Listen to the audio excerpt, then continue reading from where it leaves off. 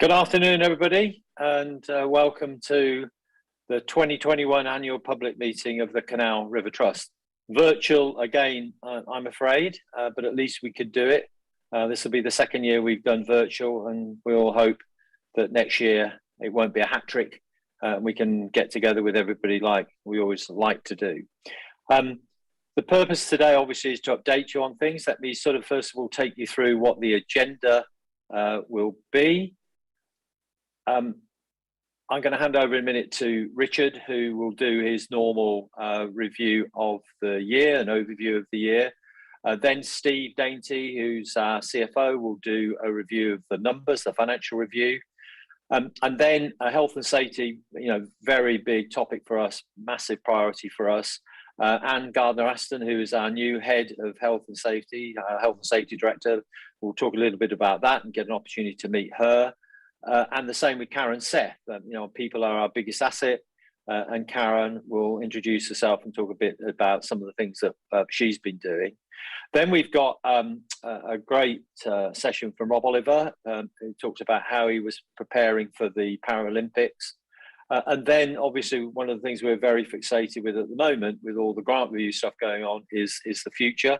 And Heather Clark, who's our strategy engagement impact director, will take us through a bit for that. And then we'll show you a bit of a film about Act Now for Canals, which is clearly one of the big things we're trying to drive. We'll then move to Q&A. We'll do that live. We've got a combination of questions, some that have been already sent in. And for people who've done that, thank you very much. Some very testing questions there. And we'll also have some live questions, and I'll try and mix them up. As in previous years, what we will do is we'll try and answer as many questions as we possibly can. Those that we don't, where they're of a sort of general nature, we'll sort of come back with a general response. And there have been some very specific questions about specific locations, which we'll come back to individuals with those specifics on. So hopefully it'll be a good and engaging session. And to kick us off, I'm going to hand over to Richard, who's going to give us an overview of the year. Richard, over to you. Thanks, Alan. And it's very good to be with everyone, as you said, at least virtually again this year. I'm going to spend the next 15 minutes or so just going through some of the highlights, both of the 2021 year, but also, because we're of course so far into this year, looking at some of the current activities as well. I want to start though by just saying a few words about the very tragic loss of our colleague Clive Porter, who was killed on the towpath outside Aylesbury in April of this year. A shattering blow for his family and his colleagues and friends. And we pay tribute to Clive and mourn his loss. And I'm very grateful for all the support that we received from so many around the canals and the boating community. And I'm grateful for your kind sympathies. If I move on to look at the performance during the COVID-19 period, going back 20 months to March 2020, Steve Dainty, our finance director, is going to say more about the financial position, but just the headline is that our income has remained relatively stable, meaning that our spend on the waterways could also be sustained. And of course, that's a very positive thing for those of us who are concerned about maintaining the waterways and their availability. We did have a big impact on our volunteers, unable to come out and volunteer with us for long periods of last year, but still managed in the periods when that was possible to achieve over 220,000 hours of volunteer time. So I'm very grateful to them. Our friends numbers dropped slightly, with very little recruitment possible.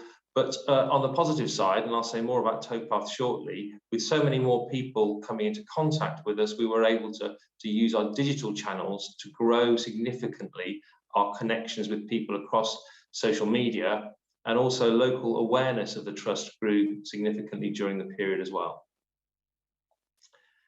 If I turn to boating, and forgive the complicated chart, which I will try and explain, the red curve shows the boating pattern for last year, for 2020. And perhaps unsurprisingly, you can see that very long period where there was very little use of the waterways. This graph measures lock counts as a sort of a proxy for use of the waterways. It was really until the end of June, early July, before boating use was able to take off.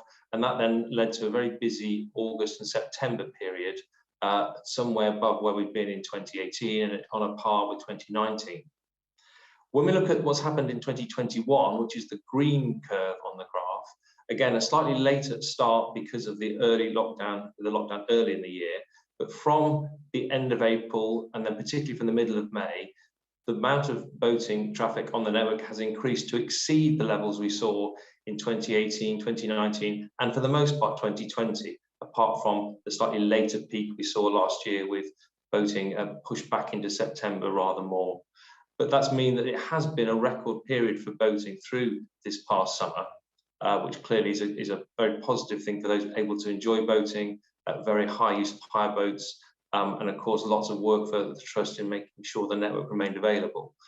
Boating satisfaction did drop to 50% at the tail end of last year, and whilst it's recovered somewhat to about 54%, that's still some way below the target that we've set, and that's a focus for the Trust to ensure we deliver the service that boaters wish to experience as far as we can in the future. Turning to our towpaths, and a very dramatic change in use during the year of the pandemic, with large increases in use of our towpaths in some of those urban residential areas where people were restricted to local exercise, and in some places we saw a trebling or even a quadrupling at times of use of the towpaths. Although in fact overall visitor numbers were slightly down, with of course many people unable to visit canals further afield, but because of people's more intense local use, total numbers of visits was up to nearly 750 million. If we look at the figures for the year to date, we're seeing user numbers back up to around the 9 million estimated figure, and actually visits are also remaining significantly higher as well. So that shows that towpath use seems to be continuing to be popular. And some positive survey data tells us that those who are using the towpath felt calm, and 61% said their mood changed for the better. Turning to our work to care for our waterways, the absolute primary sort of principal objective of the Trust. This graph is the one that is critical for our DEFRA contract, and it shows the gradual improvement in principal asset condition over the past few years, continuing through the last 12 months.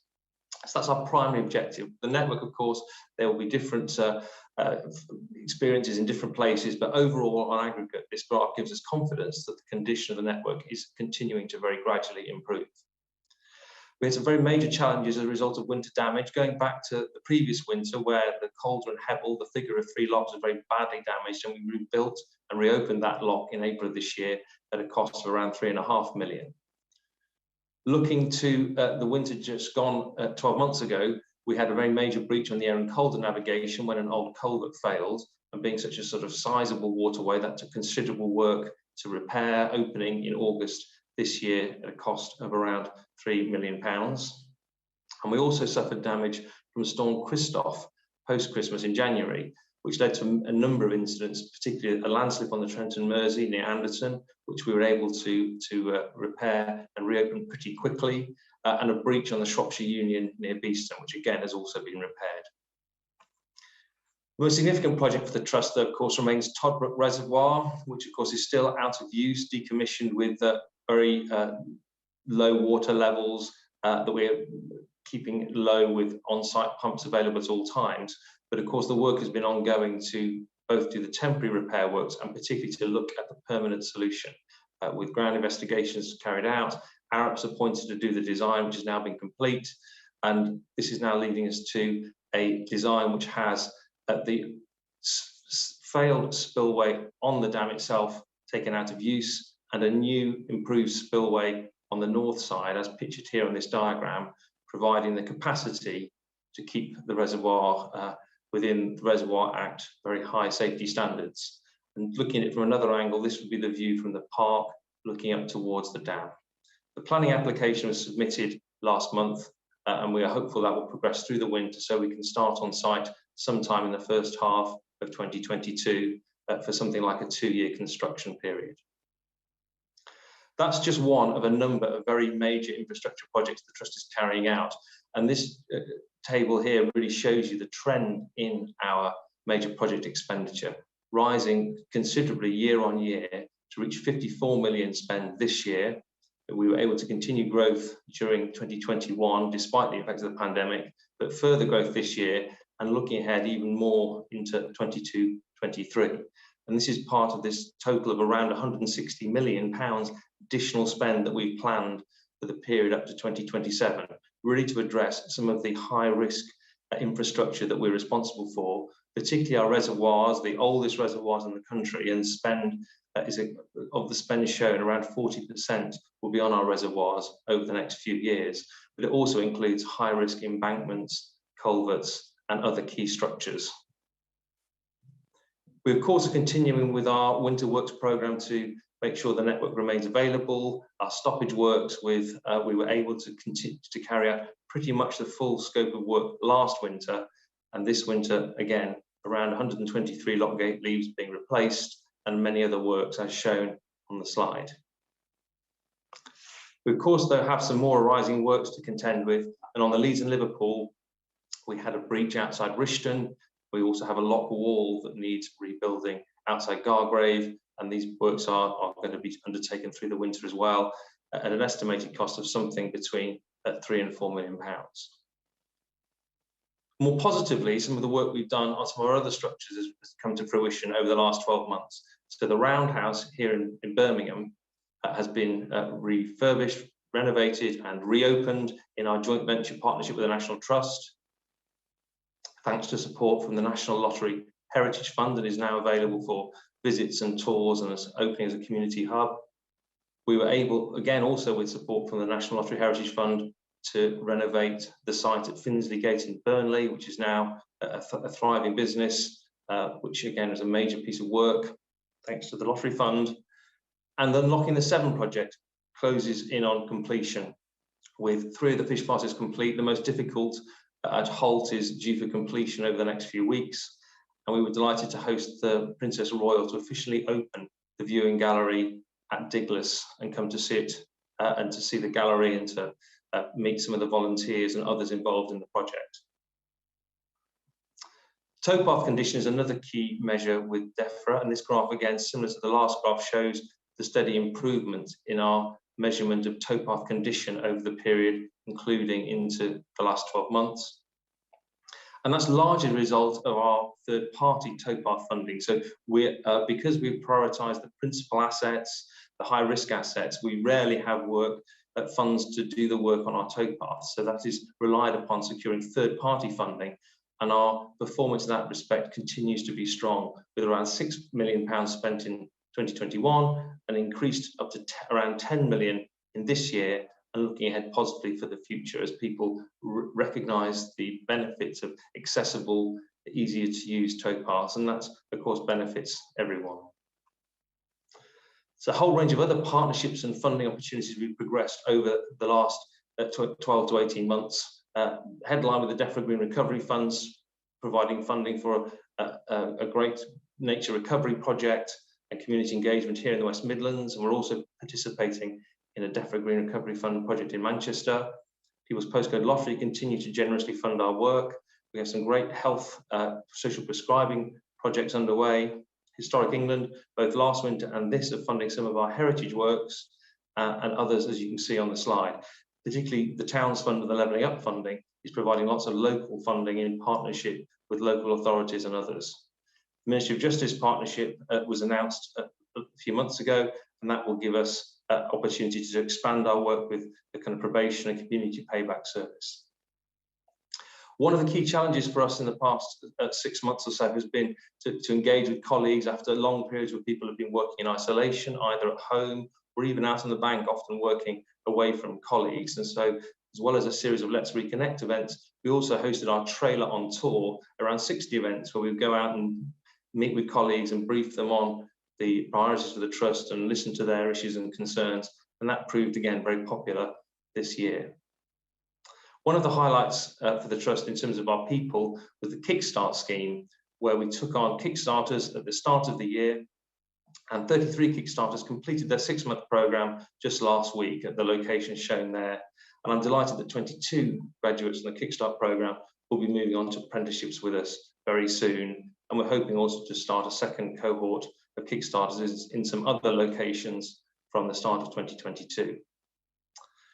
Finally, just a few of our activities and campaigns. So our campaign to secure Green Flag Awards for our waterways continued both through last year and into this year.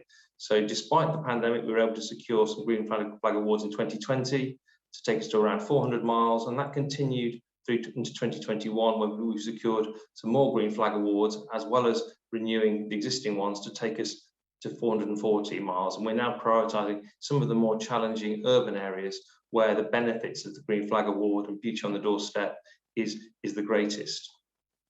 This ties in very closely with our Plastics Challenge and mobilising the effort of volunteers and communities and local people generally to help keep the waterways clean, inspiring young people particularly in a whole range of activities and campaigns, lots of celebrity support. And that included a message in a bottle garden targeting the plastic campaign at the Hampton Court Flower Show, which again received lots of celebrity and broadcast support. Our Let's events have been able to restart this summer. Delighted with how much progress we've made with our Let's Fish programme, around 400 events supported with the Angling Trust and our amazing group of volunteer coaches. But also we've broadened out into Let's Paddle, opportunities for people to get out onto the water, Let's Walk events, and a whole range of other things.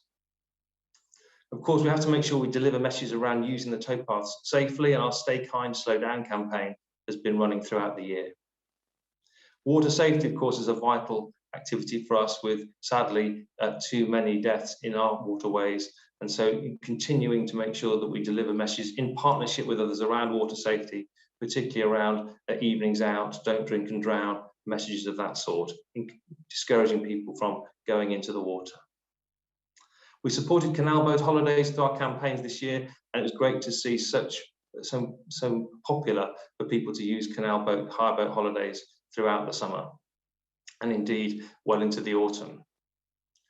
And finally, the most important campaign for us going forward is our Act Now for Canals campaign. We'll be hearing a bit more about this from Heather Clark when she talks about our work around the grant review in the future. This vital campaign is around mobilising people to help build that campaign for why, as we've seen during the pandemic, our canals are so important for our future, and how important it is that we mobilise support at this key time as we approach our 10th anniversary of the grant review to secure the support that we need to ensure their long-term future. I'm now going to hand over to Steve Dainty, who's going to take you through some of the financial highlights from our 2021 annual report and financial update in general. Over to you, Steve. Hello everybody, my name's Steve Dainty and I'm the Finance Director for Canal and River Trust. I want to take a few minutes now to talk about our results for our last financial year, which ended in March 2021. Our 2021 annual report and accounts are now signed and available from our website. They document a year dominated by the COVID pandemic, as well as the operational and financial impact on the Trust, our waterways and towpaths, which offered a lifeline for millions of people across England and Wales. The report also looks ahead to 2022, our government grant review, and demonstrating the waterways' benefit to the nation, as well as focusing on some of our successes and challenges, particularly the impact of climate change and our high-risk asset spend programme on our financial results. More about that programme later, which is now well underway. For the year ended 31st of March 2021, the Trust's income was £215 million, little changed on prior year, reflecting the actions taken in recent years to ensure that our income, vital for looking after the ageing waterways infrastructure, is secure. This meant we could show a high degree of resilience throughout the COVID pandemic. This result includes the support given to our boating, moorings and waterway related businesses during the year, for example licence extensions in the light of disruption to navigation in 2020. Whilst overall spend on charitable activities decreased year on year, underlying expenditure on core maintenance, repairs and infrastructure works continued to grow.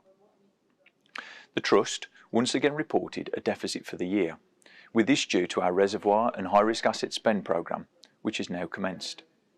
Just a few words about that programme. We've established a major review of all of our high-risk assets, including our reservoirs, and have estimated that in order to further safeguard the resilience of those assets and to satisfy the requirements of the Reservoirs Act, works totalling £160 million will be required, in addition to the approximately £25 million per year we already spend on major infrastructure. Though this is significant, it has been fully costed and accommodated within our financial planning. Note that our deficit included £18 million of new provisions made in the year, mainly related to reservoirs, as well as in-year expenditure. This forms part of that overall £160 million programme. We also spent some £5 million on unplanned works during the year as a result of extreme weather and flooding. Of the £160 million programme announced, we've so far provided nearly £40 million, spent around £10 million and have around £110 million which will be charged to the income statement in future years as projects develop. We expect the programme to be complete around 2027. For added clarity, where I've referred to costs of £40 million charged to the income statement, this means that though we've recognised the cost, we've not yet spent the cash. In other words, of the £160 million, around £10 million of cash has been physically spent, with £150 million of cash left to spend to complete the programme. Moving on to net assets, I'm pleased to say that with the benefit of some unrealised gains on investments as markets recovered somewhat from the position at the beginning of the year, overall, net assets were broadly flat at £882 million. Finally, like other organisations, as we intensely focused on liquidity through the pandemic, we were able to report a cash balance at the year end of £36 million. This has given us flexibility through the past year, albeit we expect liquidity to become more challenging as the asset spend programme accelerates over the next couple of years. Looking in more detail now at the income statement. Firstly, our income was reduced by £0.7 million, mainly due to delays in third-party funded projects as a result of the pandemic restrictions. In addition, investment and property income was lower, as was boat licence income, due to concessions offered to customers during the pandemic. Partly offsetting these reductions, donations were slightly higher due to the benefit of People's Postcode Lottery receipts, and the Trust benefited from £3.8 million of income from the Coronavirus Job Retention Scheme. Charitable spend decreased by around £10 million. This overall reduction in expenditure was due mainly to a reduction in third-party funded projects, as already noted.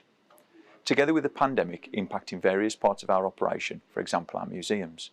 Despite the restrictions, however, I'm pleased to say that underlying expenditure on major infrastructure works increased to over £50 million. The resulting deficit, or net expenditure before gains on investments, as it's shown in the table, was £5.9 million. Moving down the income statement, we saw positive gains on investments during the year. This was mainly from our non-property portfolio of diversified investments, which benefited from market recovery, with full-year gains of £49 million. These gains were offset by losses of £10 million on our investment property portfolio as a result of the Trust's exposure to the sectors affected by COVID-19, particularly the retail and office sectors. As the Trust exposure is relatively low, the market benchmarks were comfortably exceeded across the short, medium and longer periods. The Trust property advisors Avison Young have independently valued approximately 90% of our property by value as at the year end, and the numbers presented here include the results of that work.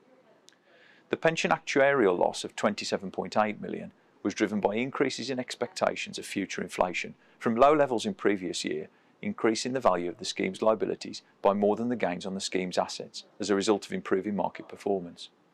Taking the current and prior year impacts together, the pension scheme deficit is in a slightly better position now than before the pandemic. This slide shows further detail about the Trust's income on the left and charitable expenditure on the right, and I won't cover it in detail. It's copied directly from the Finance Review in our annual report, where you'll find a lot of detailed commentary if you want to know more. Note, however, the diversification of our income, which has really been a strength for us. Also note on the expenditure side the £52.5 million cost of major infrastructure works as our asset spend programme continues. Like many charities, the pandemic has impacted the Trust. But for us here at Canal and River Trust, because of our lower dependency on charitable contributions and our high level of income diversification, the impact in the short term has been manageable. Notwithstanding these impacts, we've worked hard throughout the past 18 months or so, and continue to do so, to support our partners and customers. This has meant reduced investment returns from our endowment, principally rental income from tenants in our property portfolio. We've also, like many other charities, seen a reduction in core charitable giving. And finally, of course, the assistance we've given to our boating customers in the form of licence extensions and other support has had a negative impact on our income. On the cost side, we've needed to pay even closer attention than ever to the way we spend our resources and have been able to take some advantage of the government's furlough scheme. Although even with this government support and other cost savings we've been able to make, we've still reported a deficit for the year. As we look ahead to the future, and as the impact of the pandemic on our financial position reduces, the impact of climate change and our reservoir and high-risk asset spend programme becomes the most significant feature of our future financial plans. Our £160 million plan through to 2027 is costed and affordable, Beyond that, the ability of us to secure continued government grant funding to ensure the long-term resilience of our important national infrastructure remains the biggest challenge to our financial sustainability. Although we're optimistic that our role in public safety and wellbeing is recognised and provides a strong platform for the future. Thank you.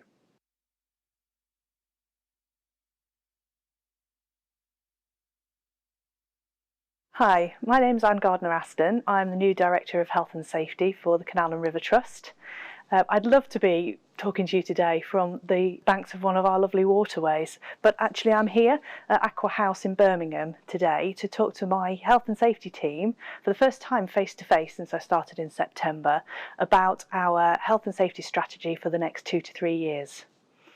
The role of Director of Health and Safety is a new one for the Trust, and it demonstrates the ongoing commitment by the Executive and the Board's trustees into health and safety improvement for the next few years. It's fair to say that health and safety performance at the Trust has plateaued over the past few years, and that's not unusual in an organisation where we deal with large-scale projects, we deal with repairs and maintenance which are sometimes very urgent, and we have fairly limited resources and often a short time window in which to do these projects. Health and safety sometimes in these cases is about maintaining a consistent management of safety rather than perhaps focusing on improving performance in and of itself, hence why I'm here. So the Trust and the Board of Trustees are very keen to make sure that we do adopt a trajectory of improvement as we go forward.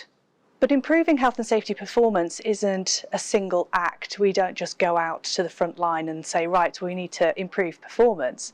It's actually a holistic look at everything that we do, right the way from the very top of the organisation right to the front line.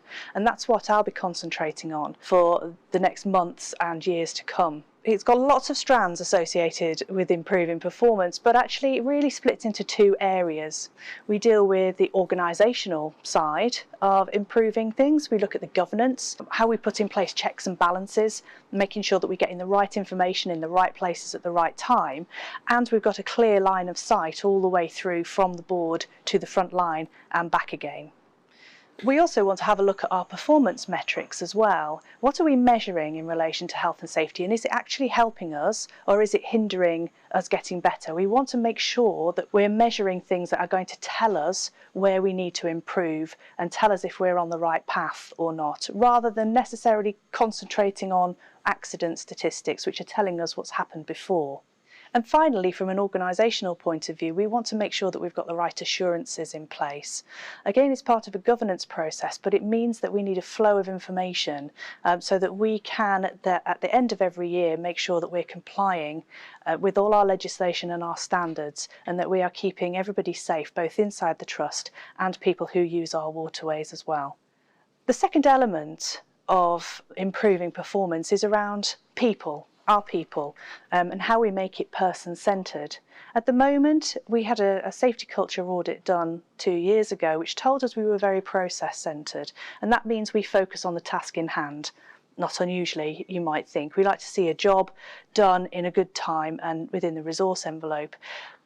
But actually we're not thinking of our people necessarily when we think about health and safety, and we want to do more of that.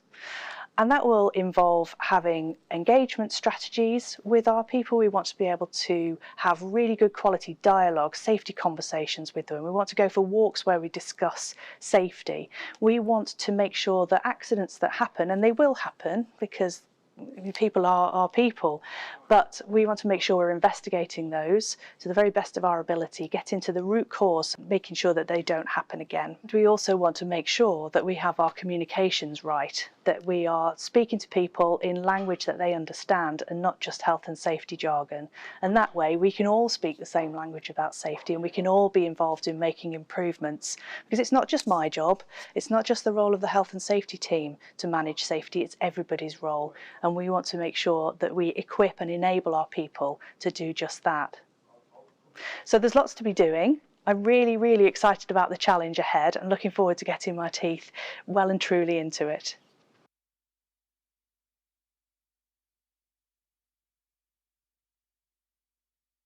As a trust, we care for an amazing network of canal and river navigations, along with reservoirs, docks and other structures. Our iconic heritage, the waterway environment with their locks, bridges and towpaths are all integral to us, but the most important part of the Trust is our people. I'm filming this as I enter my 5th month at the Trust, and I've already met many incredible colleagues and volunteers who work so hard, care so much, and are so proud of the work they do here at the Trust. Not many organisations could lay claim to such a strong belief in what they do, and it gives us something quite amazing to build from, to create the future we all want to be part of. We still have a long way to go, and the last 18 months have meant we've often felt cut off from one another. We need to rebuild the sense of being one team working together.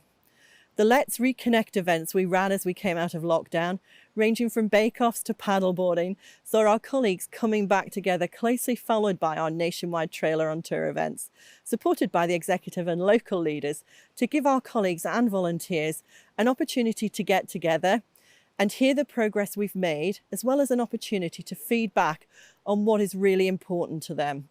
We also need to grow our capacity and capability for the future, continuously developing our skills whilst learning new ones and finding smarter, better ways of doing things, working safer, caring for each other. Growing and developing our volunteer population is integral to the Trust too, as we move forward from COVID. Wellbeing is in our core purpose, and with the benefits our organisation offers everyone, it's important that we also look after each other's wellbeing. We are fortunate that our canals and rivers connect so many diverse communities across England and Wales. We want to make sure that we reflect this diversity too. We've updated our values to add inclusive, as it is so important everyone feels welcome and has a sense of belonging at the Trust, enabling further our opportunities for the future, making the most of the wide range of experience available to us, and enhancing what and how we do things enables us to be stronger together. Myself and my team have spent the last couple of months identifying our key priorities for the remainder of this financial year and into next. We clearly start with building an inclusive environment for all, which captures how we recruit, our colleague brand, how we look after people when they join us, giving everyone a voice and the right to be heard. What we must also do is ensure all our basics are there to support any development and growth, ensuring our policies reflect the environment we want to create.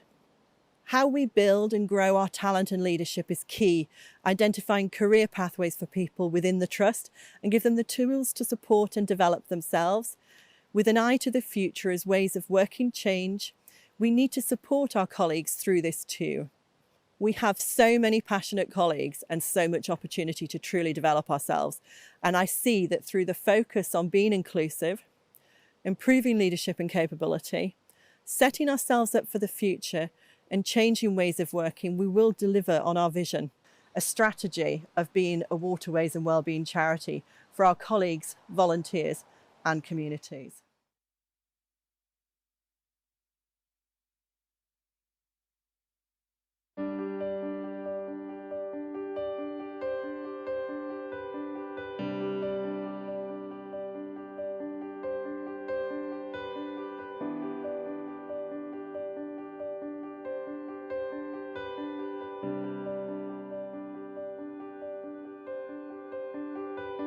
My name is Robert Oliver. I'm KL3 British Canoe #1, and I've recently won a bronze medal at the Paralympic Games. Before the pandemic hit, I used to travel to Nottingham and I'd train there 5 days a week. It's the National Water Sports Centre.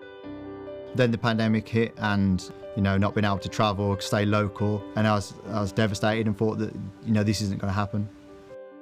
Other people in the squad who lived in Nottingham, so still had access because they could get on because they lived local to that, would have just had such a big advantage over myself. And if you're not on your game, someone will take your place.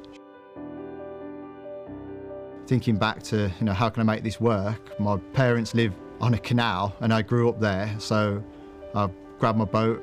I went back to training on the canals. I'd do 200 metres, which is my race distance. I'd do start practice. I'd do lactic sessions. Mentally, it was fantastic. Like being on it, being in this wild environment that keeps changing week on week, leaves falling from the trees. Every week you come back and see something new. It become easier to work hard because in my rest periods I was so relaxed. I couldn't have gone the games without it. I just wouldn't have been good enough. All of my training now is basically going to be on the canal for Paris. It's only 3 years away, and I'm just going to try and explore as much of the waterway as possible. I just got a massive respect for it.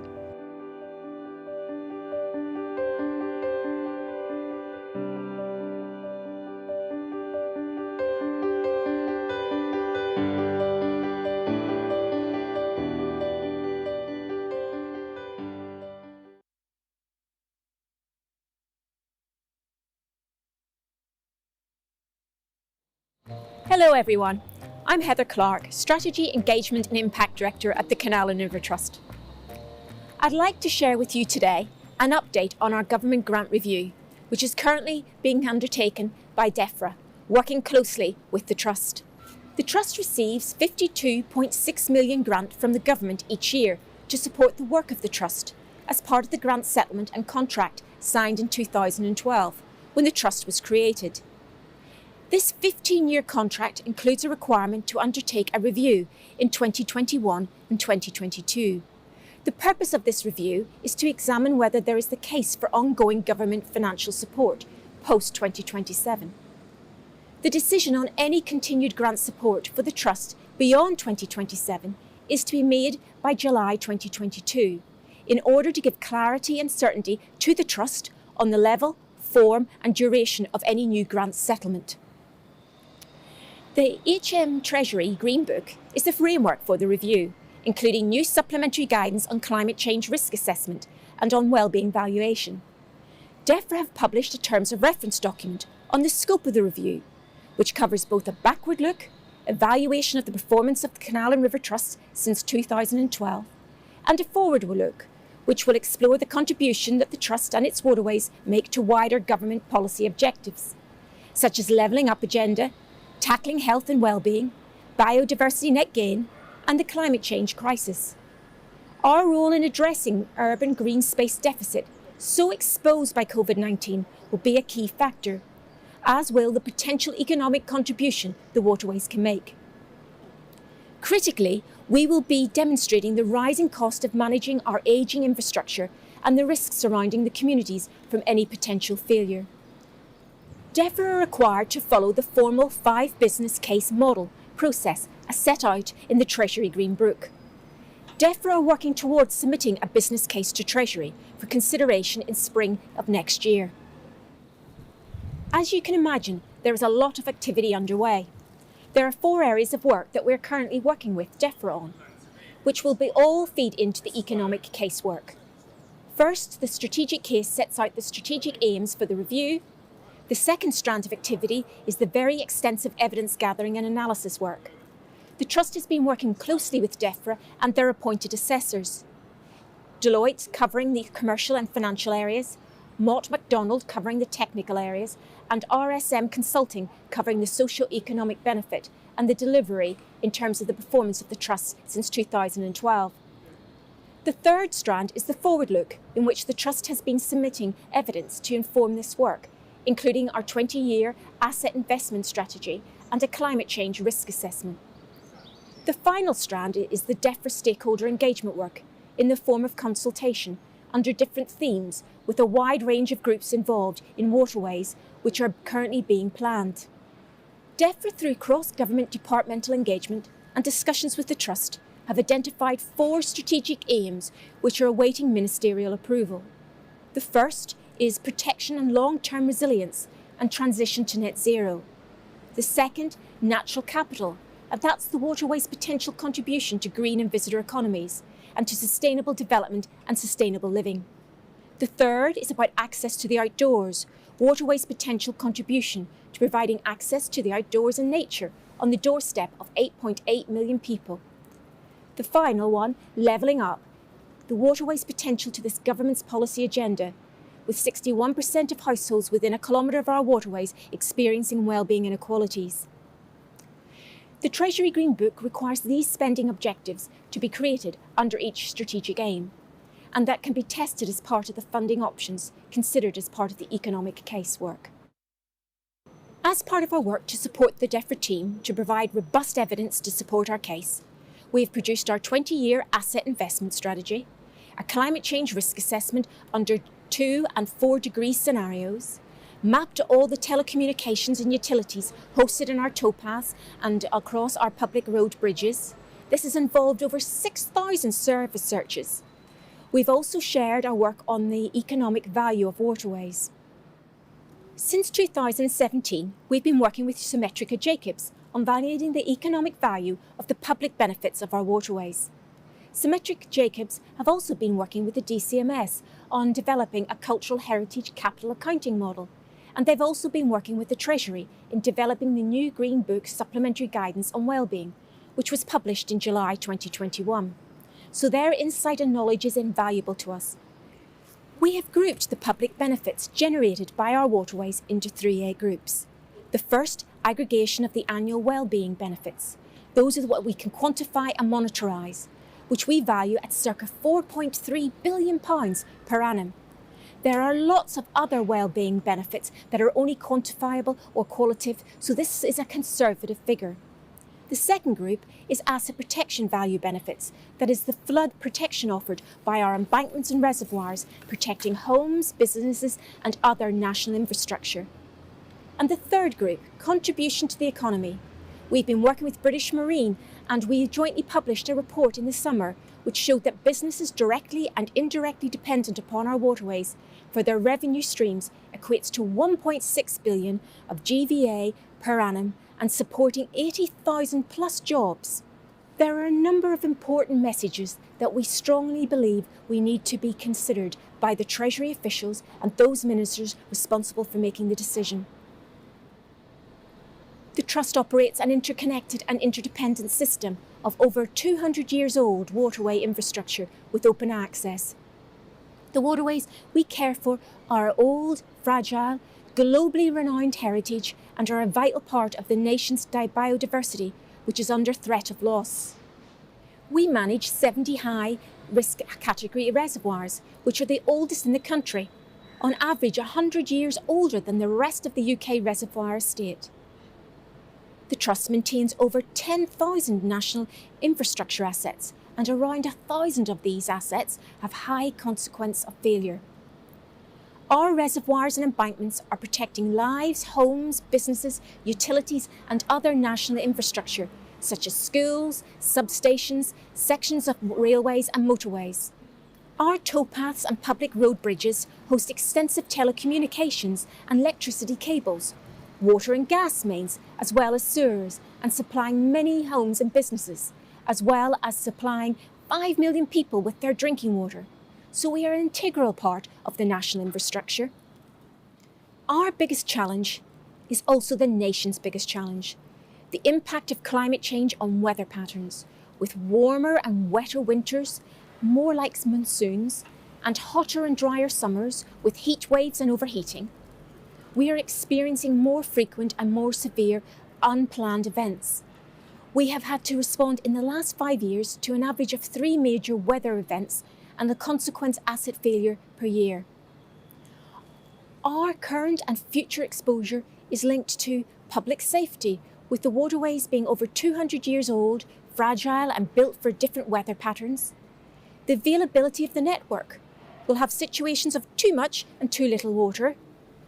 How do we balance water supply for navigation, drinking water, agricultural and industrial processes? The threat of biodiversity loss, more invasive species and even more algae. Impact on third-party assets in terms of utilities and telecommunications. More subsidence. How will boating respond to air quality and carbon net zero targets? Increasing extreme weather events with climate change bring considerable challenges to the resilience of our ageing infrastructure. The Trust has identified a programme of critical works to improve the resilience of reservoirs, plus circa 200 other high-risk structures. Waterways are also part of the climate solution, supporting active travel through walking and cycling, waterborne freight. Waterways have a positive role to play in urban cooling in cities as the temperatures rise, supporting staycation, forms of renewable energy such as hydro, wind and solar power, and have the potential to support decarbonisation of the energy sector. There's latent thermal heat energy to support heating and cooling. We are, after all, the original, longest heat network in the UK, supporting the green industrial revolution. Waterways are delivering public benefits, but these generation of these important public benefits are fully dependent upon our assets being, firstly, resilient and safe to use and host, and secondly, the waterways must be safe and inviting places for local people to use and enjoy, for businesses and developers to invest, and funders and donors to support. No one fully understood the impact and cost of climate change on the public safety and structural integrity of our waterways, nor the full extent of public benefits being provided by our waterways to the well-being of people, nature and the planet in pre-2012. So that's why it is so imperative that continued government grant support is required post-2027. So we are asking you for your help in our campaign to save the waterways and secure their future by being our advocates in raising awareness of the challenges faced and the value that waterways give to you, your local communities and the nation as a whole, now and in the future.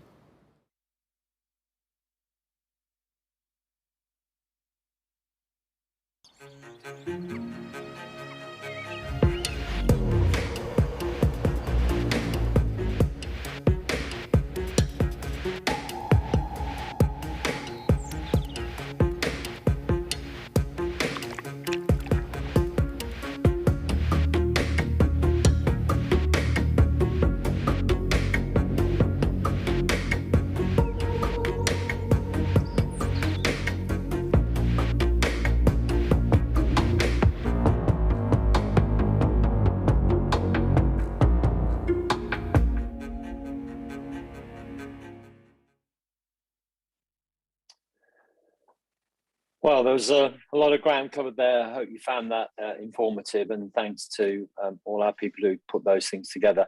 There's a lot going on and there's a lot to do, and we'll perhaps cover that slightly later on.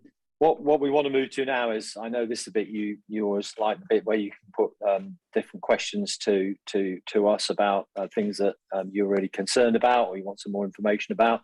And so we've got a combination of questions, some that have come in, some that I'll take live, which is, if you see me looking slightly to the left, it's because I'm looking at my WhatsApp, because I'm going to get live questions coming in at the same time. So anyway, let's start with a couple of questions on a similar theme, really. One from Connor Michaels and one from Karen Banks. And these are for you, Richard, really. The sort of Connor's question is, when are you going to spend some serious money on restoring the canals? Let's go straight for the jugular. And also, can you please say why money's been spent on making cycle paths when the canal network is in such a bad state of repair? So, Richard. Thanks, Alan. Thanks for the questions. Just on the first one, I suppose to clarify, of course, restoration of canals isn't the big focus for the Trust. We do support restoration schemes, places like the Grantham, the Pocklington, the Montgomery Canal, our partnership with the Cotswolds Canals and others, and that's something that is very important, but it's not where the bulk of our funding goes. So if your question is more concerned about the work we do on the navigable, the existing 2,000-mile network in our care, well, as I'm described in my presentation at the start, we are spending more than ever before on the canals and are raising the work that we do. But of course, with it over 200 years old, it is clear that the increasing pressure that we experience from the more regular extreme weather events, the greater impact that's having on our waterways, that it is necessary for us to increase that spend. And of course, that's where the vast majority of the Trust's spending is going. As a dedicated trust, not for profit, all the funds we raise, we focus on the waterways. So, the assurance is that as we are able to generate income, you will see it going into maintaining the waterways, and our asset management team prioritise those works, both the maintenance work we do through the year, the repairs when we need to, the work we need to do to deal with the resilience of the infrastructure. So all of that is ongoing. So, it may not always feel like it. I do appreciate that when things go wrong, but we are spending more and delivering more work. And as I shared in the presentation, the asset condition overall is gradually improving. In terms of cycle paths, again, I addressed this in my presentation. We do understand that the core work for the Trust has to be on the navigation, on managing the risks, keeping the waterways safe and available, working as they should. But towpaths are important for boaters as well as for all the millions of people who use them. And that connection with the millions of people is so vital to make it possible for them to enjoy using the waterways on the towpath as well. And of course, the funding doesn't come from the Trust. That's perhaps the key thing. Very little of our funding is going onto the towpaths. We secure third-party funding that we simply wouldn't get for anything other than the towpath improvement, because that's what the Department for Transport, the local authorities we work with, that's what they're interested in improving, because they see the benefits, providing these traffic-free routes, through towns and cities, connecting places. And as I said, we received 6 million in 2021. It's rising to 10 million for the schemes we're delivering in 21-22. And we're very grateful for that funding. And it does keep the towpaths in good repair. It makes them easier to use, more accessible, but it does also mean that the wear and tear they suffer is being funded by third-party improvements, so that our funding can be directed to other works that maintain the navigation and benefits boaters and all the other people using the waterways. Good, thanks, Richard. The next one's really about towpath access. It's specific to the Macclesfield. It comes from Duncan Learmond, who's the secretary of the Macclesfield Canal Society. But I think it's a general point, so we might as well cover it in that sense. And Duncan says, I'd like to find out how we can improve wheelchair routes and walks along the Macclesfield. I realise that this is not always easy due to access issues, but I've designed several walks and want to ensure they become official CRT routes that you can buy into and support. Richard. Thanks. Well, thank you to Duncan, and thanks for the question and for the work that the Macclesfield Canal Society does with us. The very first place we secured our first Green Flag Award, thanks to the efforts of the Society and other volunteers working with us. And it's a really important objective to improve the access for the water, for the towpaths, because we do want our canals to be inclusive places where they are available to everyone. And of course, having been built 200 plus years ago, such considerations weren't always a factor. So it is a challenge to make them accessible. And where we have accessible routes, I'm very keen that we promote them. So very interested in working with you, Duncan, to hear more about the routes that you've developed. Certainly would want to share that with our marketing team and with the local Northwest team. So we'll follow up on that outside the meeting. But certainly we share the objective to make sure that towpaths can be available for as many people as possible, connecting places, running through towns and cities, providing access to this wonderful green-blue corridor that we can manage for the nation. So very keen on supporting that initiative, both around the Macclesfield Canal and everywhere else. The next question is really a bit more futuristic. It's about sort of green boating and our journey towards net zero. First one from Sue Weston, who says, what's the timescale for narrowboats to be electric powered, and how is the Trust working towards this, for instance, in the provision of charging points? And then one from Trevor Bailey, which is linked in a different way, which is, how is the Trust going to reduce its carbon footprint over the next 10 years? Very good questions, Alan. First of all, on the electric boats, of course, as I'm sure Sue's aware, there is no precise time scale for a change over to electric boats, but we can certainly anticipate that this is a rising factor for us to consider, certainly given government policy, this issue we heard discussed, all of us at COP26, the UK government's commitments to achieving net zero carbon emissions by 2050, or arguably earlier.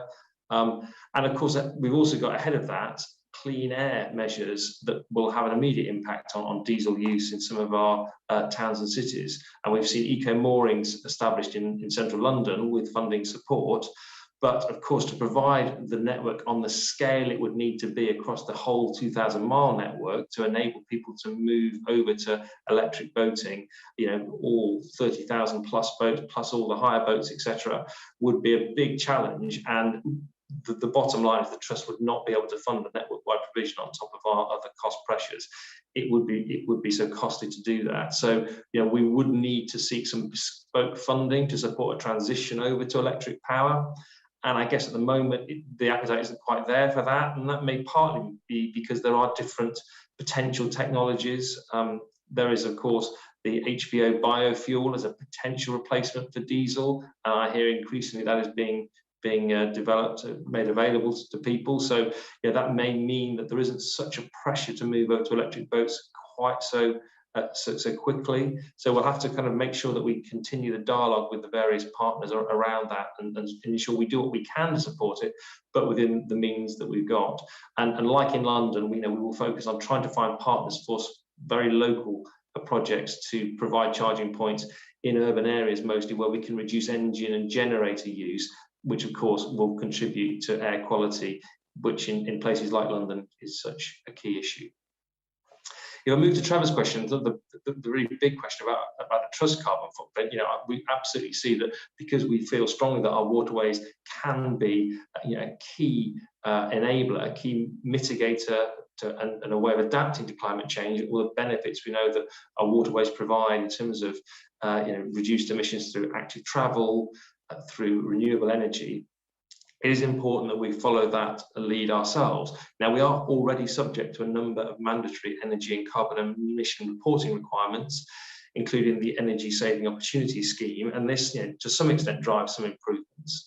And this year, we've had some specific support from the People's Postcode Lottery through their Climate Action Fund, which has helped us to develop a number of projects to reduce our energy use, review some issues around our vehicle fleet, to deliver some nature-based solutions and the like.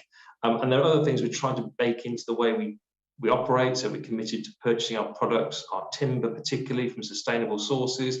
Our electricity is all now from renewable sources, and our waste contract includes commitments to zero landfill. And I mentioned HVO fuel earlier, and that's something we're exploring for our own boats. But we know there's much more to do. We've contracted with Consultants Carbon Intelligence, who work with other big charities to help develop our route map. I'm keen that we do get to a point where we can publish our net zero strategy. It's not quite there yet, and that's something we'll plan to do in the future.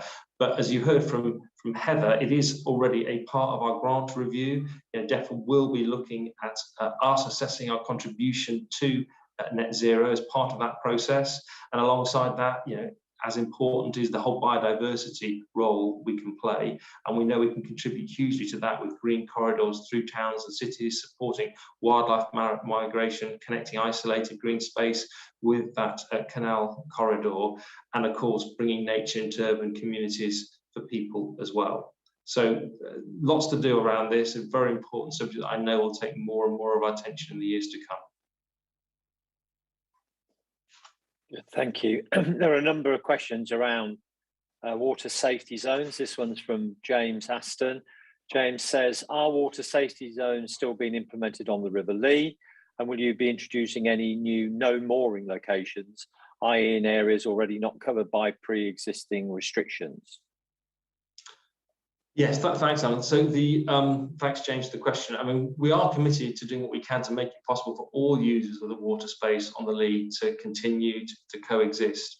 And I suppose to set this in context, the River Lee has been used for something like 100 years by the rowing clubs based there. And we've seen over the past decade the number of boats mooring on the river increasing dramatically. And this is creating this potential for conflict, or certainly for tension between the different uses. And as we want to promote the space for everyone, it is important to use it responsibly and equitably. And I mean, the truth is, a few more boats in the wrong places can cause considerable difficulty for any rowing at all, as well as for potentially for other boaters. So coming out of the London mooring strategy from 2018, the concept of sort of water safety zones was developed to enable that safer waterway for everyone, and we do remain committed to that. But in response to some of the feedback we received on earlier proposals on the water safety zones, we've engaged an independent facilitator. They've been working with all the various stakeholders over the past few months to listen to ideas and sort of understand concerns. And I believe we're currently following the recommendations set out in that report, which includes setting up an independently facilitated lead navigation forum, and that will continue to review and discuss ideas for improving safety in the area. So, we're trying to do what we can. And first of all, we are ensuring, and this is one of the things that came out of the discussion from some of the stakeholder input, to make sure we explained and enforced existing rules before we started talking about a new concept like the water safety zone. So there are some existing no mooring spots, places like bends and bridges where it isn't safe to moor, or where it does constrain the navigation. And it is true that that hasn't always been respected by boats, maybe who aren't familiar with the rules. So we have more resources on the towpath, explaining to boaters why these locations aren't suitable for mooring. Trust colleagues, contractors from district enforcement working alongside them to make sure that we communicate, providing additional signage, information. We've published a mooring booklet. And then once we get beyond that, we will want to be looking to try and, gently, sort of slowly to enforce the proper mooring process so that boats don't moor in the wrong places. We are intending to introduce more beyond those where it should already be the case that people shouldn't be mooring in these places, which can have a restrictive effect on other users. So more will be happening in 2022, but we're committed to working through this process that's been set up following this independent facilitation, which I hope has enabled us and the boaters on the River Lee to come to perhaps a better way of working through these issues together. The next chunk, really, I'm trying to put together all about boat licenses. I'll sort of take a couple of those. One from Scott and one from Peter Simpkins. Scott saying, we're amazed at the number of non-displaying unlicensed boats on the Trent Mersey. The Trust does a great job and is probably underfunded. Please therefore promote the need and value of the boat license and be more aggressive about taking action. And Peter Simpkins saying, I'm looking to purchase a narrow boat, good, and travel the canal system. Where I live, there is a 48-hour mooring restriction, yet some boats are moored up there for 4 weeks. There appears to be no notices served placed on the boats. However, this does not seem to make them, there appears to be notices served and placed on the boats. However, this doesn't seem to make them move. Shouldn't a boat moored over the plated time be charged a levy?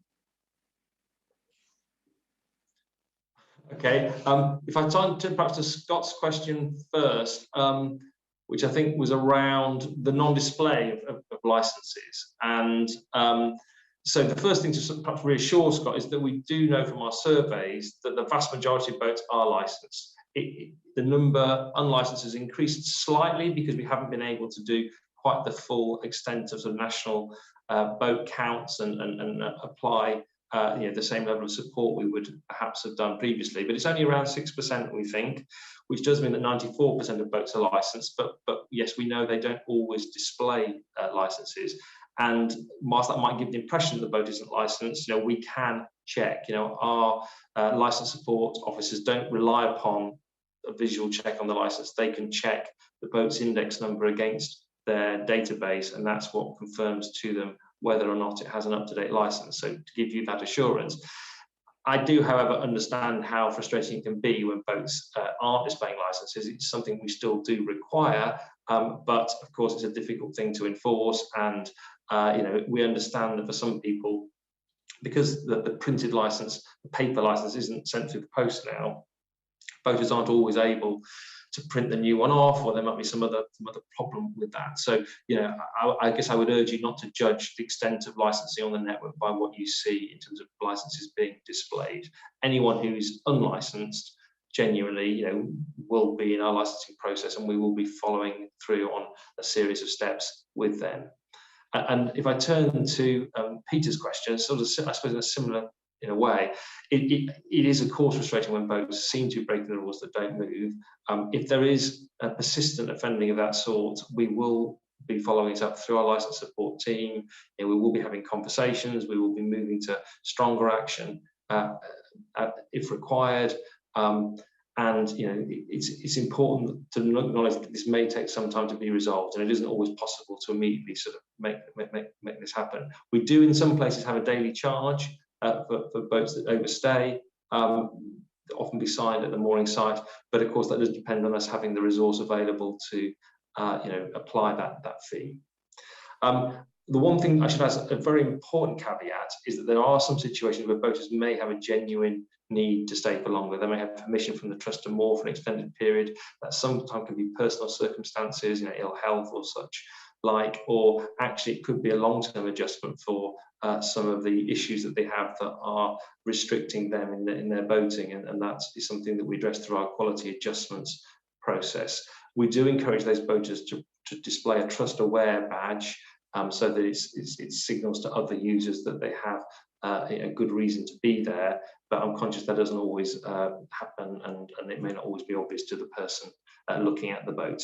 So if there are particular concerns, Peter, I would encourage you to get in touch with the Trust, and our local licensing support officer can follow that up. Good. The next one is from Mrs. Caroline Green, who says, I'm a Liverpool boater attempting to cruise the entire network. Can you explain why the sale of heritage buildings isn't contrary to the Trust charitable objectives? If income from the property, i.e. rents, is a significant contributor to the Trust's annual budget, why then were some buildings sold when they were found to be providing income that exceeded costs? Okay, so first I should just explain, without going off down a big detour, that the charitable objectives define the broad scope of what a charity can do, not what it must do. So it's generally operates as an envelope that you have to work within. But of course, heritage is a vital part of our core purpose. But within that, it's the job of the Trust to balance the delivery of our charitable objects, in the context of all the wider obligations that we have, not least the need to generate income to achieve the work we need to do to maintain the core network. And the way the Trust is set up, we have the core waterway network set up under one separate waterways trust that we're managing and responsible for, and associated buildings are in a separate part of the Canal River Trust as part of our endowment, part of our investment portfolio. And this investment portfolio, which is not the core waterway network, it's the associated buildings, but many other properties, and indeed non-properties within the Trust's ownership. Their principal role is to provide long-term annual income to support the work we need to do to maintain and care for the canal network. And this contributes something like £50 million a year to the Trust's expenditure. So that's clearly a vital thing for us to nurture and to generate income from, and to grow that income for the future. And the truth is, although some of the heritage properties may generate some income, very often the net income we make is much less than we would be able to make with an investment elsewhere. And so that's something that our property team, our chief investment officer, will carefully appraise.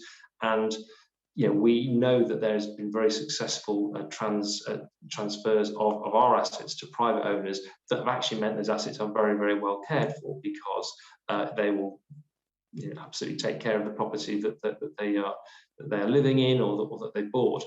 And so what the Trust is doing is retaining absolutely the core heritage on the network, but where there's a property that we think there may be some wider benefit from selling, we will undertake an independent heritage impact assessment. And if that property should identify that actually its heritage value isn't the very highest category, then we will look at the options for whether a disposal will be in the wider interest. Because very often, as I say, we can generate considerably more income. And of course, the bottom line is caring for the waterways is a very costly business, and we have to generate the income to ensure that we can keep the canals open. And so that's the trade-off that we're making. How do we ensure that endowment is optimized to deliver that income stream? And we would not sell any property that we didn't have very, very, very high confidence was going to be cared for. They will very often have statutory protection that ensures, through the listing system, etc., to ensure that they are safeguarded for the long-term future. And of course, remember that the vast majority of historic properties along the canal network are already in private ownership, never been owned by the Trust. So this certainly isn't us, sort of making some big move away from something that was already there. The one thing I should then just add, of course, is that we do absolutely spend significant sums of money. I talked about some of them in my presentation on restoring important heritage properties, and places like the Roundhouse in Birmingham, Finsbury Gate in Burnley, and one I didn't mention actually, but right up there with them, the Transshipment Warehouse in Whaley Bridge. These are really important heritage structures that we have put considerable time and money and been lucky to secure lottery funding for some of this as well. So we are trying to find that balance between making sure we put our focus on the waterways, we care for some of the other the heritage properties in our care, and where we think it's the right thing to do, we will be transferring, disposing, selling some that we think would be better in private hands, with us able then to take the income from that and generate far better returns for the longer run than we otherwise would have been able to. And good. I think, Cameron, it's also worth saying this is something the trustees pay particular attention to. There's long conversations about any of these disposals. So it's something very much on our agenda. We're very conscious of that and this balancing act. The next one is really about open water swimming. And it comes from Pam Bell, who's the Secretary of Blue Space Access and Conservation Trust.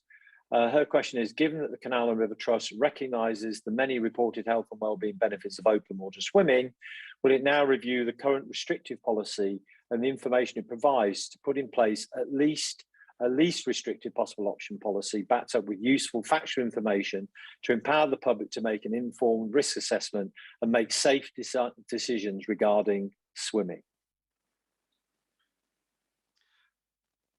Okay, thank you. Thanks for the question, Pam. It's a difficult one. I and I know others at the trust do want to support where we can the growing interest in open water swimming. But there's a big proviso to that, which is that it has to be done safely, and that does mean, in our view, it does need to be supervised. Whilst the open waters across our network, particularly maybe our reservoirs, but maybe some of the other water spaces that we manage, it can seem quite inviting. They can be very dangerous. Some of the risks might be obvious, but there are plenty that aren't. We have a lot of cases of cold water shock. There's often sort of hidden dangers underneath the surface of the water, and the trust retains legal liability for any deaths that occur in our water, regardless of the circumstances. And we do have to deal, I'm afraid, with a number of fatalities, tragic fatalities on our waterways every year, and that often involves coroner's inquests and things of that sort. So we are, I think, understandably cautious about this, and so we don't believe unrestricted access is an option. We want to allow as much supervised access to sites where it is possible as we can, and we try to sort of push that forward. We have a number of sites where we do have an active partner who's working with us, to manage, to supervise the water space, with the right qualifications, with an agreement with us that makes clear what the responsibilities are. And we're very keen to promote those sites. We're very keen to find more places and more partners where we can make this available. I absolutely do understand the appeal, the attraction of it, but for us, the absolute bottom line does have to be that we put safety first, and that means finding a capable, responsible partner to help us provide that supervision so we can keep people safe when they are in the water. And the next question is from Lisa, and it's really all about well-being of boaters. So Lisa's question is, with all the current focus on the waterway as a place of well-being, what actions are the Trust taking to support the well-being of boaters? And how can the Trust better support roving traders with well-being businesses to reach more people, e.g. boats providing yoga, massage, tai chi, therapeutic art, etc.?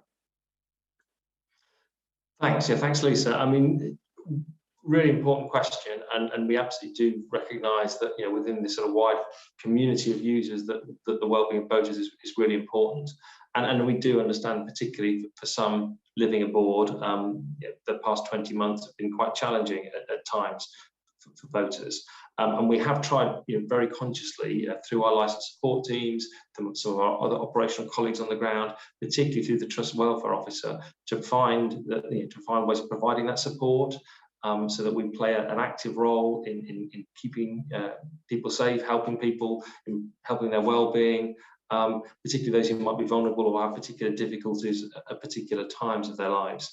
So, we are very conscious that's something we can provide. I am, of course, very conscious that our core purpose to support boaters' well-being is keeping the network open and available and providing the services that you depend upon. So, making sure that the customer facilities, whether that's Elson's, toilets, etc. Water points are available, are working reliably, and making sure that the waste compounds are clean, and that you can you put your waste there without it sort of being completely sort of built up. So we're very conscious that there are things we need to do to get the basics right that will then of course support your well-being, because you're then able to concentrate on what you want to do, which is to enjoy your time on the water. And involving communities is important in that. If we can make our canals cleaner and greener, nicer places to be, then of course that has a benefit for boaters as well. And the Green Flag Awards I talked about earlier being one example of how we're trying to set the standard around that.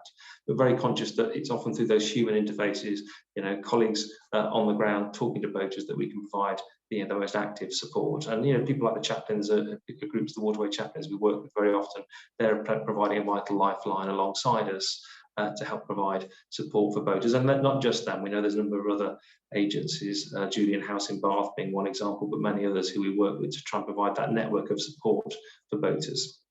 And on to roving traders. I think roving traders are great. We're very keen to provide sort of a general support for all traders. I mean, of course, we do need to be even-handed in that support, so we seem to be supporting everyone equally, or providing the same opportunity. But it sounds great to be offering wellbeing activities of the sort you described. And please do get in touch with the Trust boating team, with the local team if you're based in a particular area. And I'm sure we'd love to talk about the possibility of promoting sort of joint events or things of that sort, or at least just tag us on social media, and we can help promote you and promote the work that's going on at those businesses on the waterways. And now continuous cruising, and there's a few on this. I'll try to do both sides really. So the first one is from Pamela Smith, who's the chair of the National Bargee Travellers Association. It says, we've noticed that the Trust website no longer carries information about minimum cruising distances for boaters without a home mooring on any of its web pages. Does this mean the Trust is no longer requiring boats without a home mooring to travel a range of 15 to 20 miles or greater in order to ensure the licence is renewed for the full 12 months? Then Mike Turner has got a slightly counter view, which says continuous cruisers are supposed to be engaged in bona fide navigation. Does the Trust consider navigation that is carried out purely to satisfy the 20-mile range to be bona fide navigation? If navigation is only carried out in order to satisfy the legal test, how can this of itself be bona fide behaviour? It seems to me the exact opposite. Mike Turner.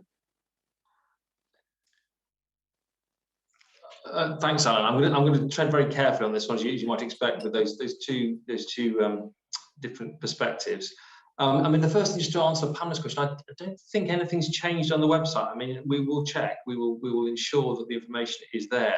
But our guidance for boats without a home mooring remains unchanged, to confirm. It's been in place for at least a decade or so now, I think.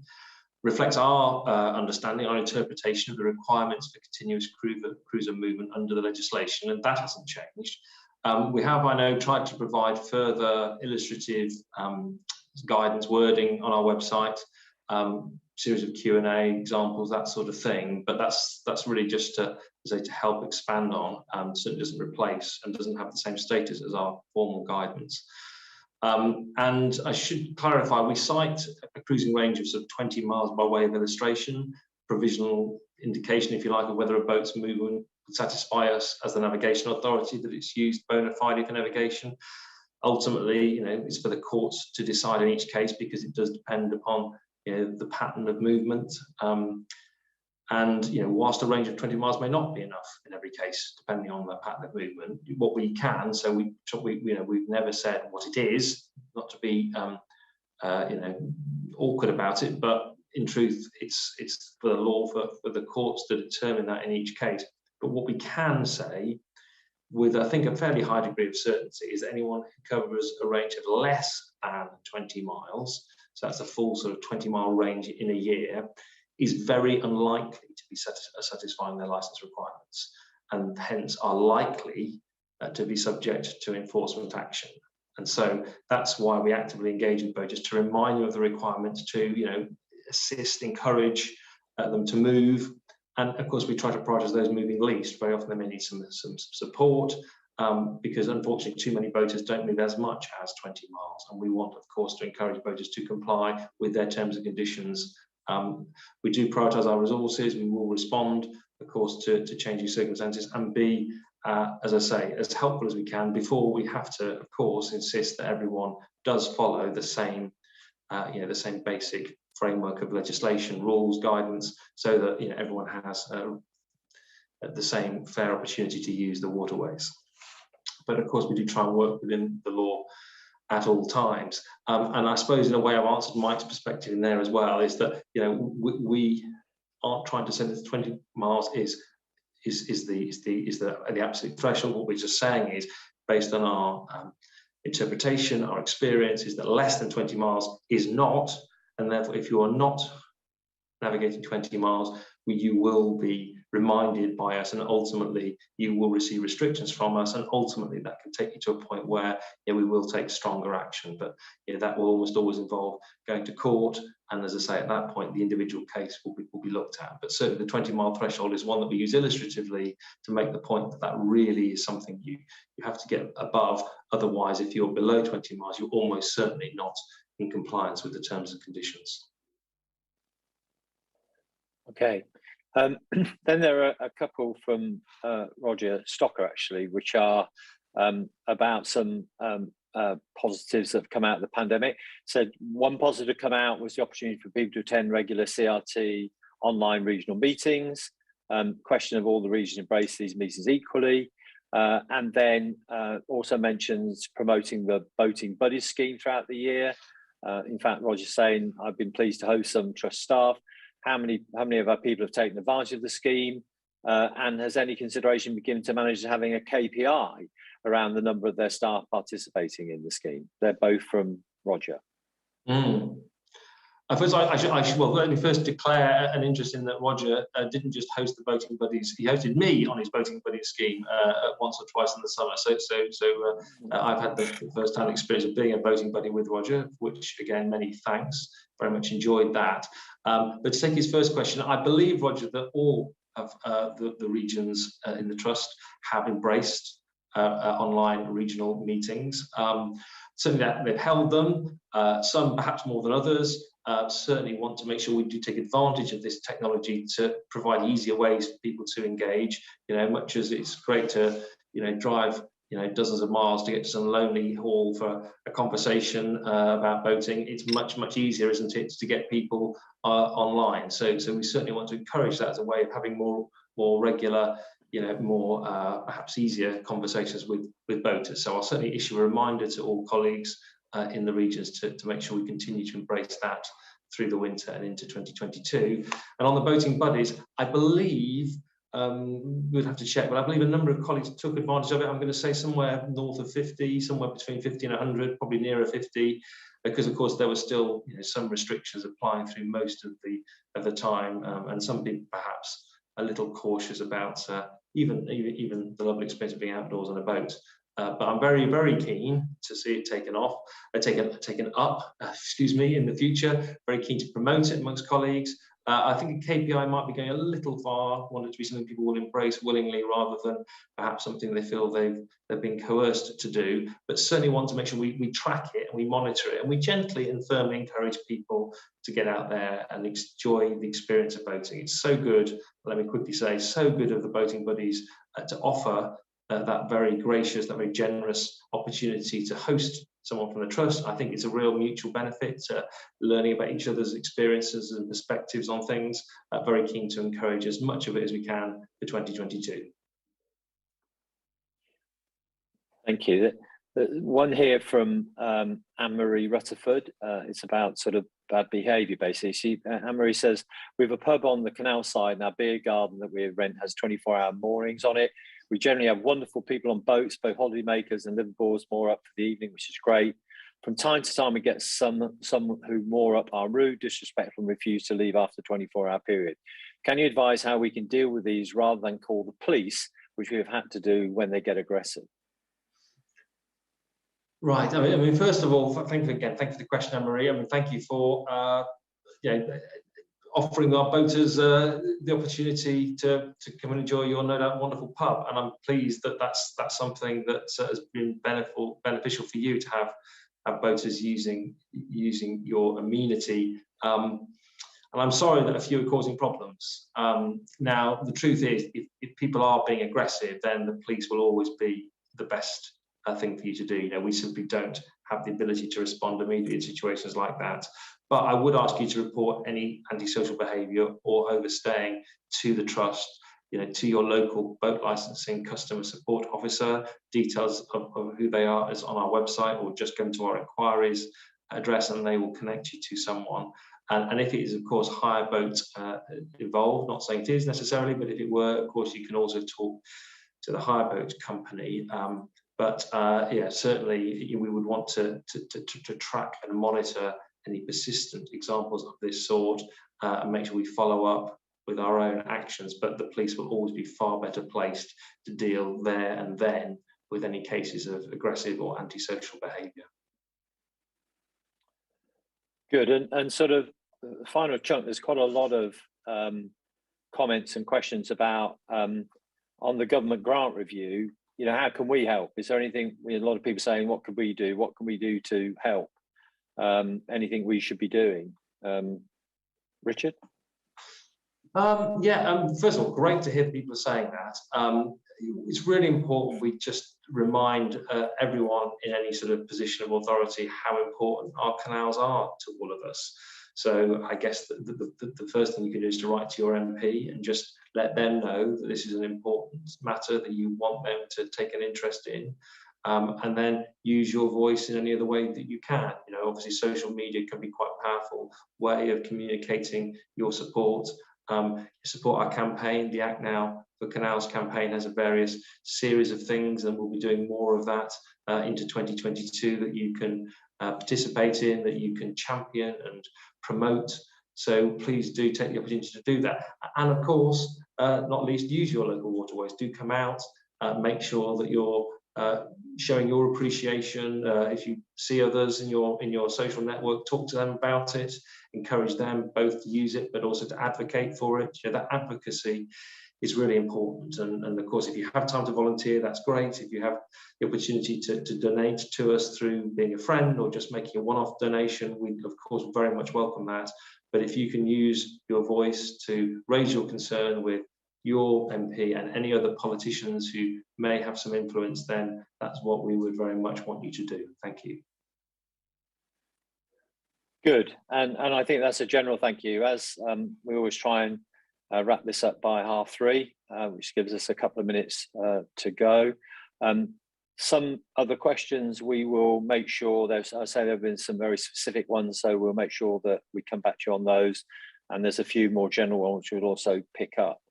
By way of closing, really, as you can see, there is a lot going on. You know, there are lots of things that the trust and the team are facing into. You know, we're making progress in a number of areas. We're not making as much progress as we want to in others, but generally, I'd say we're sort of edging forward. Clearly, you know, I think we've weathered COVID well, and you know, clearly the way that we've looked after our balance sheet and investments has played a big part in all of that. I think the trustees are you know, very pleased with generally the progress that we've been making. I think we're very concerned, however, about the amount of money that we're going to have to invest in these high-risk assets, particularly, you know, the reservoirs. You know, when you've got something that's 100 years older than something that's already 200 years old, then you know, you've got some risk in that. So you know, we've got to make sure that we stay on a firm footing. Through all of this, we've got to continue to invest in making sure that the canals that we look after are improving all of the time. And you know, that's often a difficult task, largely because the good news is I think all our planned work we're getting through, which is something we've not always done. But every year we get 2 or 3 big projects which take a lot of time and a lot of money to work on the back of it. Now, I think the trustees also are concerned about the boater satisfaction. That is something that we're very acute of. You know, boats is pretty central to everything we do. So I think we've got work to do on that, and particularly in the facilities and amenities and things like that. But generally, I think the trust and your trust is in good shape, is well run, is focused on the right things. But as always, as in most businesses, not just charities, there's lots to do, and there's never quite enough money to do all the things that we need to do. But that's not an excuse, and it's something that we're very much focused on, and we'll continue to try and improve in whichever way we can. We're very really reliant on your support, and we have fantastic support throughout all of our communities that we interface with. That's never waned in any period of time, and we really believe in communities. I believe that we are the Natural Health Service. That's what we would provide. That's what we provided in COVID. We are the biggest thing for communities in this country. We should be very proud of the asset we've got, and it's very important that we continue to keep that asset thriving and have this sort of national legacy and national institution, something that's available to everybody whenever they want to use it. So I really appreciate your support, really appreciate you spending the time with us today. Thought the questions were very good, to the point. There's no dancing around. People have got issues, they raise those issues. So with that, a final thank you from me and from the team and from Richard. Stay safe over these next few months. COVID's still there, so we still need to look after ourselves. And we all wish you and all of yours a very Merry Christmas. And let's hope sure we have a very happy boating New Year, and that this time next year we can meet physically as opposed to virtually. Thank you very much.